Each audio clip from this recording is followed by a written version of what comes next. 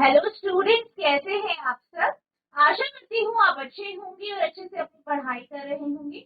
मैं मोनिका रावत आपका स्वागत करती हूँ आईसीटी वर्चुअल क्लासरूम देहरादून में। बच्चों, आज हम क्लास 10th का जो आपका सब्जेक्ट है साइंस, उसका chapter light reflection and refraction को कंटिन्यू करेंगे।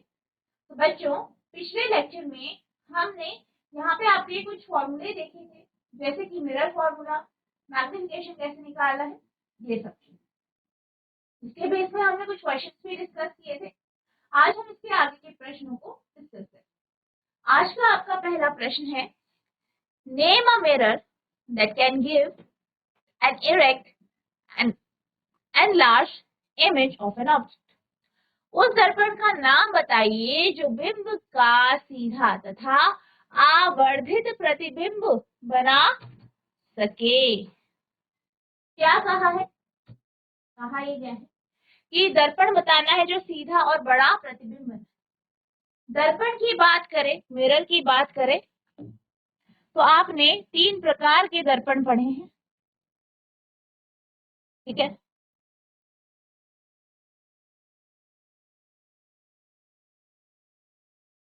ठीक है, 3 प्रकार के आपने यहाँ पे दर्पण पढ़े।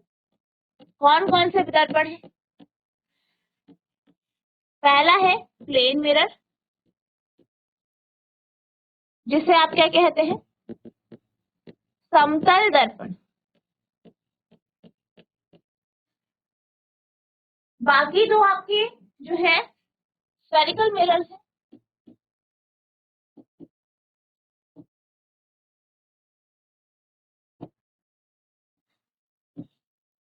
कौन कौन से हैं? पहला है अवतल दर्पण, कॉनकेव मिरर।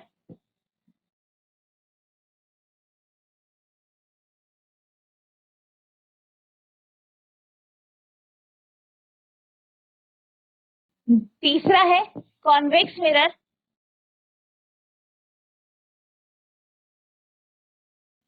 उत्तल दर्पण।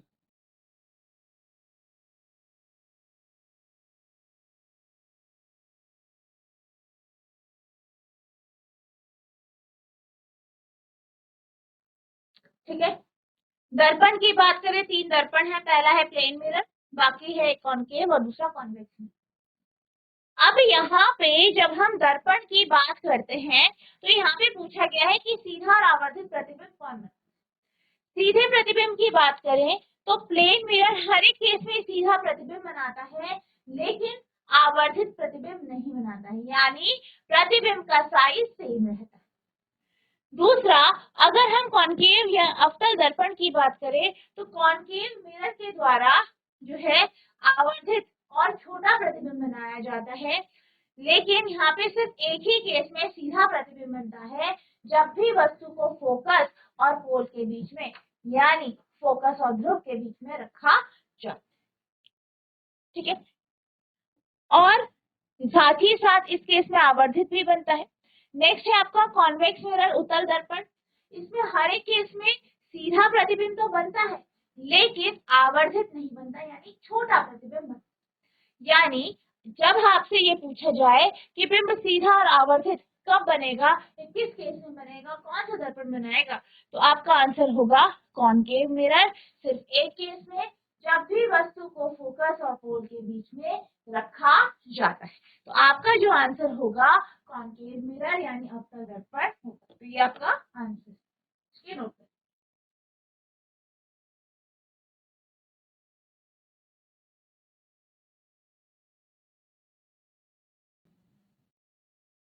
अब आपका अगला प्रश्न है, why do we prefer a convex mirror as a rear view mirror in a vehicle? हम वाहनों में उत्तल दर्पण को पार्श्व दृश्य दर्पण के रूप में वरीयता क्यों देते हैं? क्या कहा गया है कि जो आपका रियर व्यू मिरर है, पार्श्व दृश्य दर्पण है, उसको हम प्रेफर क्यों करते हैं अपने व्हीकल्स में, अपने वाहनों में। अगर हम बात करें कॉन्वेक्स मिरर की, उत्तल दर्पण की, उत्तल दर्पण की क्वालिटी होती है, उत्तल दर्पण के सामने आप वस्तु को चाहे कहीं पर भी रखें, चाहे अनंत दूरी पे रखें या उसके पास रखें, हर एक केस में सीधा और छोटा प्रतिबिंब है, जिस कारण ये एक बड़े एरिया का जो है प्रतिबिंब एक छोटे से दर्पण पे आसानी से बना सकता है और आपको पता चल जाता है कि एक पूरे एरिया में क्या क्या चीजें मौजूद है, कौन कौन सी वस्तुएं मौजूद। इसी कारण इसका यूज हम रियर व्यू मिरर में करते हैं। रियर व्यू मिरर यानी पार्श्व दृश्य दर्पण में जब इसका उपयोग किया जाता है तो क्या होता है, आपके वाहन में क्या लगा है, रियर व्यू मिरर लगा है, आप उससे देखते हैं तो जब आप उसे देखते हैं तो आपको पीछे के ट्रैफिक का आसानी से पता चल जाता है, क्योंकि वो एक छोटा सा दर्पण, एक उत्तल दर्पण है, जिस कारण वो क्या करता है, पीछे का पूरा व्यू एक छोटे से दर्पण में बना। अब हम इसके आंसर की बात करते हैं। आंसर कैसे लिखेंगे आप, तो आप लिखेंगे we prefer a convex mirror as rear view mirror, यानी हम अवतल दर्पण को पार्श्व दृश्य दर्पण के रूप में वाहनों में इसका उपयोग करते हैं बिकॉज ऑफ टू रीजंस, यानी इसके दो कारण हैं। The convex mirror always produces N erect image of the object, यानी उत्तल दर्पण हमेशा हमेशा क्या करता है, जो है जो आपके पीछे का व्यू है उसकी सीधा इमेज बनाता है। The image formed by convex mirror is highly diminished or much smaller than that of object, due to which convex mirror gives a wide field of view of traffic behind. अब क्या होता है कि जो image जो है दर्पण बनाता है वो बहुत ही डिमिनिश होती है, यानी बहुत छोटी इमेज बनाता है जो कि वस्तु से काफी छोटी होती है, और इससे क्या होता है, जो पीछे का ट्रैफिक है उसका व्यू काफी ठीक दिखाई देता है। A convex mirror enables the driver to view such larger area of the traffic behind them. तो क्या करता है, जो कॉन्वेक्स मिरर है, उत्तल दर्पण है, वो पीछे का जो है पूरा व्यू बनाता है जिससे ड्राइवर को ड्राइव करने में आसानी होती है और वो अच्छे से आपका पीछे का ट्रैफिक देख सकते हैं। हम वाहनों में पार्श्व दृश्य दर्पण के रूप में उत्तल दर्पण को दो कारण से वरीयता दे सकते हैं। उत्तल दर्पण सदैव वस्तु का सीधा प्रतिबिंब बनाता है। उत्तल दर्पण में बनने वाले प्रतिबिंब वस्तु की तुलना में अत्यधिक छोटा या बहुत छोटा होता है, जिसके कारण उत्तल दर्पण पीछे के यातायात का एक विस्तृत दृश्य क्षेत्र देता है। एक उत्तल दर्पण चालक को उसके पीछे के यातायात के इतने बड़े क्षेत्र को देखने में सक्षम बनाता है। तो इस तरीके से आप इसका आंसर लिखेंगे, नोट करेंगे।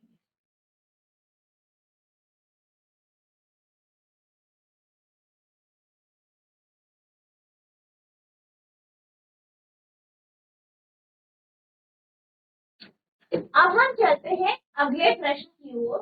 आपका अगला प्रश्न है find the focal length of convex mirror whose radius of curvature is 32 centimetre.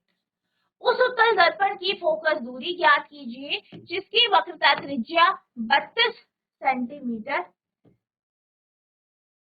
क्या निकालना है, फोकल लेंथ निकालनी है किसकी, एक ऐसे कॉन्वेक्स मिरर की, ऐसे उत्तल दर्पण की जिसका आर का मान आपको दिया। तो यहाँ पे जो इंफॉर्मेशन दी गई है सबसे पहले उसे नोट कर लेंगे। तो आप लिखेंगे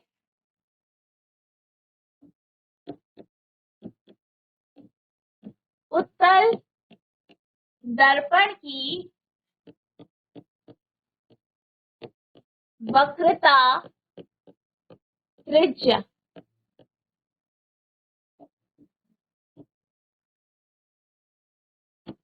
radius of curvature of convex mirror यानी आर, ठीक है।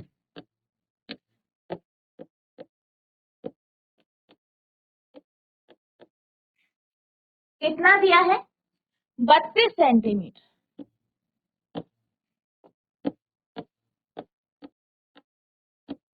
अब आपका दर्पण कौन सा है, उत्तल दर्पण है, उत्तल दर्पण है ये, ठीक है।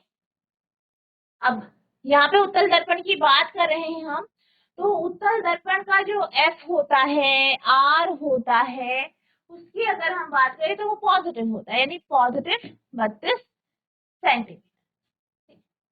यहाँ पे फोकल लेंथ निकालना है, तो फोकल लेंथ निकालने का फॉर्मूला क्या है, r/2 32/2, यानी पॉजिटिव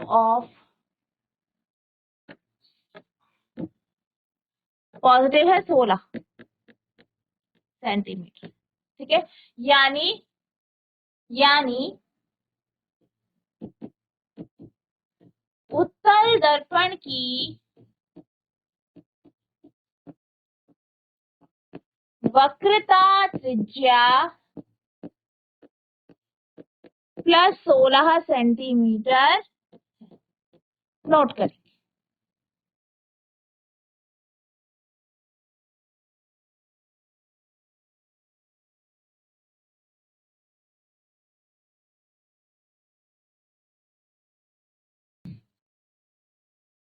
अब हम चलते हैं अगले प्रश्न की ओर। तो आपका अगला प्रश्न है, a concave mirror produces 3 times magnified and large real image of an object placed at 10 centimeter in front of it. Where is the image located? कोई अवतल दर्पण आमने सामने 10 सेंटीमीटर दूरी पर रखी किसे बिंब का 3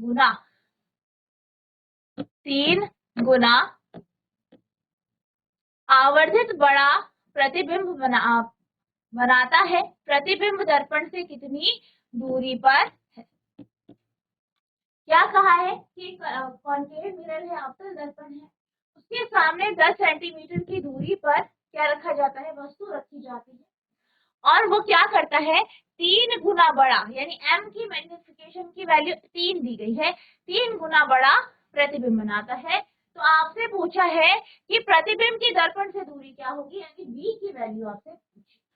तो सबसे पहले जो भी इंफॉर्मेशन दी गई है इसे नोट करेंगे। क्या दिया गया है, सबसे पहले आपको दिया गया है u का मान, यानी वस्तु की स्थिति,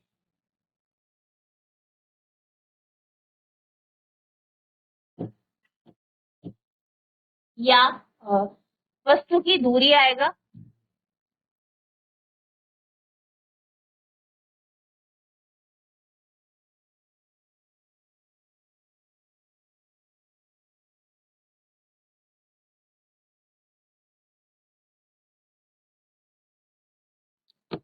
डिस्टेंस ऑफ द ऑब्जेक्ट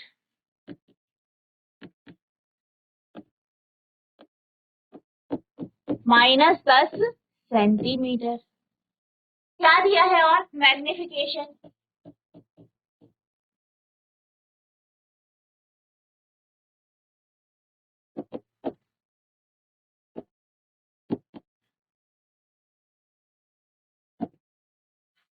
यानी प्रतिबिंब का आवर्धन, यानी m दिया गया है, कितना है आपका, 3 है। ठीक है, ये आपको यहाँ पे दिया गया है। अब यहाँ पे आपसे v की वैल्यू पूछी है, तो m का आपका जो फॉर्मूला है जिसमें आप u और v का रेशियो लेते हैं उसका यहाँ पे यूज करना है। तो आप क्या जानते हैं, आप जानते हैं m बराबर होता है -v अपॉन u, तो -v अपॉन u आपका ऐसे ही रहेगा। ठीक है, आप इसे इस तरीके से सॉल्व करेंगे, m है 3 -v as it is, u आपका हो गया कितना है, -10, माइनस से माइनस कैंसिल, यानी v की वैल्यू हो गई 30 सेंटीमीटर। ठीक है, मतलब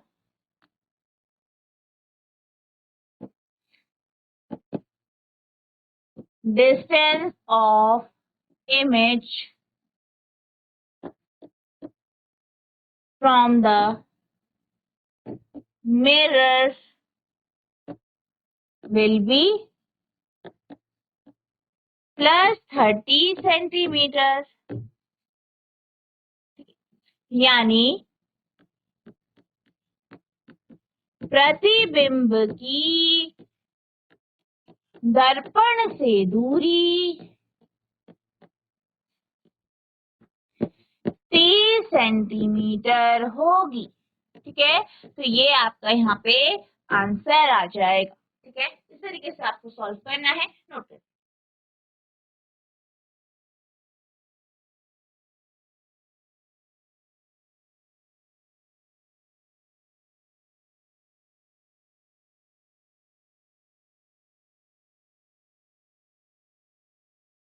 अब हम चलते हैं अगले टॉपिक की ओर, जो है आपका रिफ्रैक्शन ऑफ लाइट, प्रकाश का अपवर्तन। यहाँ पर अभी तक हमने प्रकाश के द्वारा जो एक परिघटना के बारे में हमने पढ़ा था, जो था आपका रिफ्लेक्शन यानी परावर्तन। अब हम जिस परिघटना की बात कर रहे हैं वो है अपवर्तन यानी रिफ्रैक्शन। रिफ्रैक्शन के बारे में, अपवर्तन के बारे में अगर हम बात करें तो ये क्या है, ये एक ऐसी परिघटना है जिसमें प्रकाश की किरण बेंड होती है। कब होती है बेंड? जब वो अलग अलग माध्यम से गुजर, यानी कि जब भी प्रकाश की किरण एक माध्यम से दूसरे माध्यम में जाती है तो वो अपने पथ से थोड़ा सा मुड़ जाती है, बेंड हो जाती है, डिविएट हो जाती है, जिसे हम क्या कहते हैं? रिफ्रैक्शन कहते हैं, परावर्तन कहते हैं। इसको आप कुछ इस तरीके से समझ सकते हैं। आपने देखा होगा जब भी हम क्या करते हैं, पेंसिल को पानी के अंदर डुबाते हैं। जैसे आपने कोई ग्लास लिया, उसमें पानी रखा, एक पेंसिल ली और उस पेंसिल का आधा हिस्सा पानी में डुबो। तो जब आप उसे ऑब्जर्व करते हैं, देखते हैं, तो आप क्या देख पाते हैं कि जो पेंसिल का वह हिस्सा जो कि पानी में डूबा है वो थोड़ा सा आपको मुड़ा हुआ सा प्रतीत होता है, मुड़ा हुआ सा दिखता है। ठीक है, तो ऐसा क्यों होता है?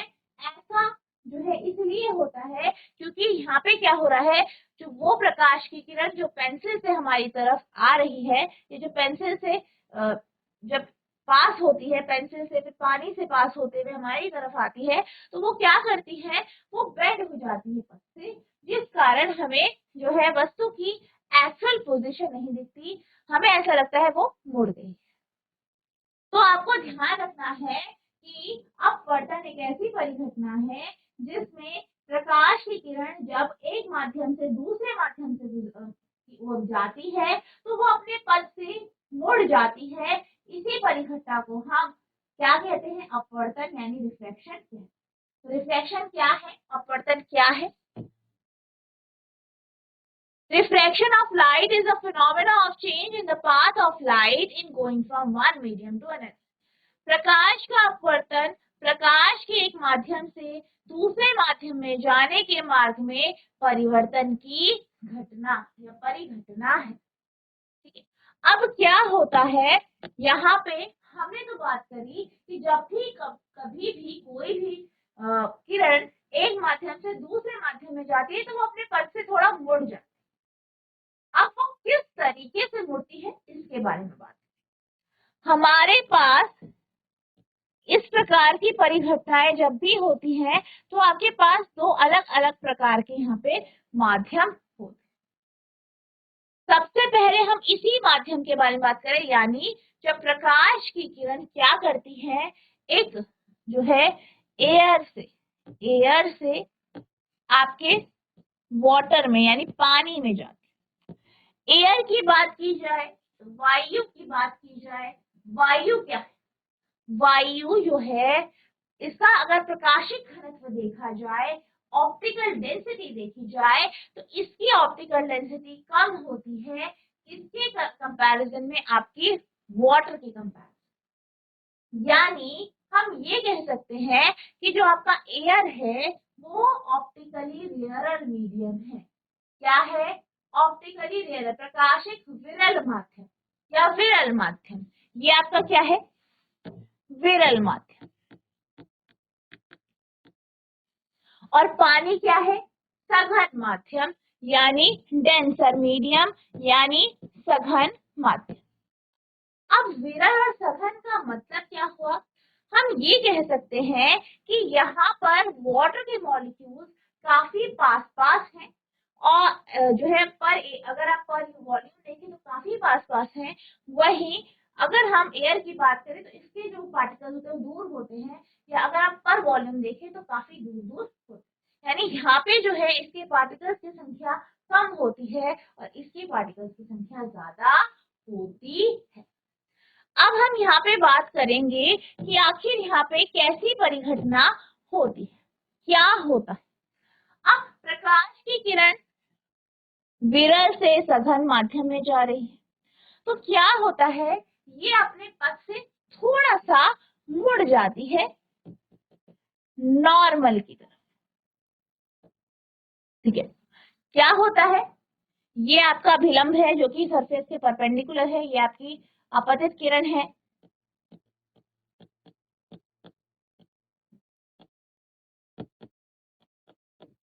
और ये है आपकी परावर्तित किरण। ठीक है, तो क्या होता है, जब भी किरण विरल माध्यम से सघन माध्यम की ओर जाती है, रेयर से डेंसर मीडियम की ओर जाती है, नॉर्मल की तरफ बन जाती है। इसी तरीके से जब भी मान लीजिए यहाँ पे आपकी वाटर है और ये एयर है, तो वाटर आपका क्या हो गया, सघन माध्यम, एयर क्या हो गया, विरल माध्यम।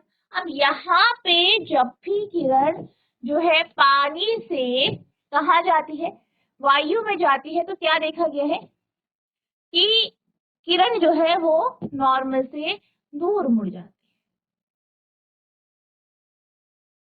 है। यहाँ पे कुछ इस तरीके से होता है। अब ऐसा क्यों होता है, ऐसा इसलिए होता है क्योंकि जैसे हमने बात करी कि एयर क्या है, एक विरल माध्यम है, एक रेयर मीडियम है, तो यहाँ पे जब आपका प्रकाश की किरण चलती है तो वो काफी तेजी से चली जाती है। क्यों, क्योंकि यहाँ पे अगर हम देखें तो ऑप्टिकल डेंसिटी कम।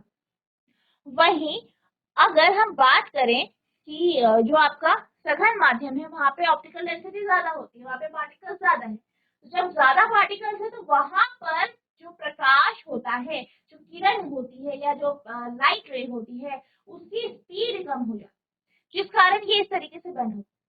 इसको आप कुछ इस तरीके से समझ सकते हैं कि जब भी आप कहीं जाते हैं, जैसे आप मार्केट जा रहे हैं, बाजार जाते हुए अगर आपकी रोड काफी खाली है या बहुत कम वहां पे गाड़ियां जा रही हैं, तो आप फटाफट तेजी से निकल। वहीं अगर उस रोड पे बेहद भीड़ है, बहुत ज्यादा ट्रैफिक है, तो आपको जाने में टाइम लगता है, क्यों, धीरे धीरे जाओ। तो बिल्कुल वैसा ही यहाँ पे होता है, क्योंकि आपकी जो एयर है वो क्या है, एक विरल माध्यम है, वहां पे एयर के जो पार्टिकल्स है वो बहुत दूरी पर है, उनकी डेंसिटी कम है, बहुत दूरी पर पार्टिकल स्थित है, तो वहां पे क्या होता है, स्पीड से, तेजी से जो है आपकी लाइट चली जाती है। वहीं जब हम बात करते हैं ऐसे माध्यम की जो कैसा है आपका सघन माध्यम है, यानी पार्टिकल्स बेहद क्लोज हैं, बहुत पास पास क्या होते हैं, पार्टिकल्स होते हैं, तो वहां पे डेंसिटी में एक छोटे से वॉल्यूम में बहुत सारे पार्टिकल्स हो जाते हैं, यानी बहुत ज्यादा आपकी वहां पे पार्टिकल्स हैं, तो फिर क्या होता है, लाइट को चलने में थोड़ा टाइम लगता है। तो इसी कारण क्या होता है, आपकी जो किरण है वो बेंड हो जाती है, और बेंडिंग के कारण रिफ्रैक्शन यानी अपवर्तन जैसी परिघटना आपको देखने को मिलती है। ठीक है, तो यहाँ पे इस कारण आपका क्या होता है, बेंडिंग होती है light. Reflection of light is the phenomena of change in the path of light in going from one medium to another. क्या है आपका रिफ्लेक्शन, अपवर्तन। अपवर्तन एक ऐसी परिघटना है जिसमें क्या होता है, जो प्रकाश की किरण है जब उसे एक माध्यम से दूसरे माध्यम में भेजा जाता है तो वो अपने मार्ग में परिवर्तन करती है, यानी बन जाती है। In going from a rarer to a denser medium, ray of light bend towards the normal. जब भी प्रकाश की किरण एक विरल माध्यम से सघन माध्यम की ओर जाती है तो वो क्या करती है, वो नॉर्मल की तरफ बेंड हो जाती है, ठीक है, अभिलंब की तरफ मुड़ जाती है। And in going from a denser medium to rare medium, the ray of light bends away from the normal. और जब डेंसर से रेयर की तरफ जाती है तो नॉर्मल से दूर बेंड हो जाती है। विरल माध्यम से सघन माध्यम में जाने पर प्रकाश की किरण सामान्य या अभिलंब की ओर मुड़ जाती है, और सघन माध्यम से विरल माध्यम में जाने की ओर क्या होता है, किरण दूर मुड़ जाती। तो इस बात का आपको ध्यान रखना, नोट।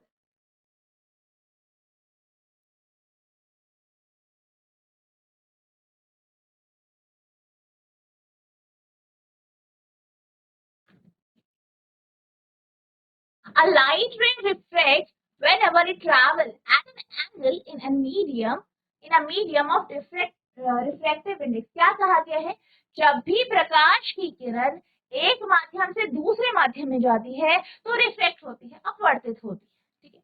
और वो क्यों होता है, अलग अलग रिफ्रैक्टिव इंडेक्सेस के कारण, ठीक है। जो मैं आपको यहाँ पे बोलती कि जो सघन माध्यम है, विरल माध्यम है, तो वहां रिफ्लेक्टिव इंडेक्स यानी जो अपवर्तनांक है उसके बेसिस में आप समझ सकते हैं। दिस चेंज इन स्पीड, इसके कारण क्या होता है, स्पीड में चेंजेस आते हैं तो क्या होता है, result is the change in direction. Speed में बदलाव आते हैं, स्पीड में बदलाव के कारण क्या होता है, डायरेक्शन यानी दिशा में परिवर्तन आते हैं। एक प्रकाश किरण जब भी विभिन्न अपवर्तनांकों के माध्यम में एक कोण पर यात्रा करती है तो अपवर्तित होती है। गति में यह परिवर्तन दिशा में परिवर्तन का परिणाम होता है। तो ये आपका कुछ इस तरीके से, ठीक है। तो आप देख सकते हैं कि यहाँ पे एयर और ग्लास है, एयर आपका जो है विरल माध्यम है, ग्लास आपका सघन माध्यम है। इस तरीके से आपकी बेंडिंग नोट।